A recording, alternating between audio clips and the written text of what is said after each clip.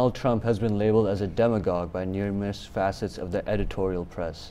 Do these accusations have any merit, or are they merely knee-jerk reactions to Trump's unorthodoxy?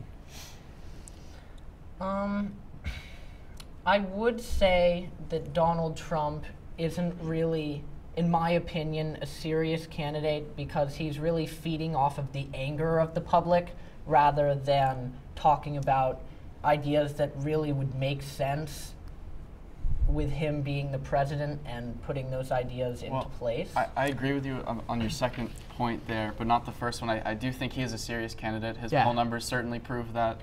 And I think that people have desperately wanted him to go away and sort of fade from the race, but he hasn't.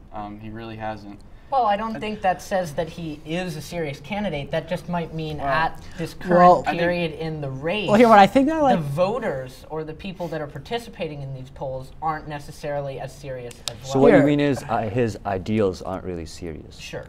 Well, I think that, like, he's like a businessman. So I think that's like a lot of people like kind of forget.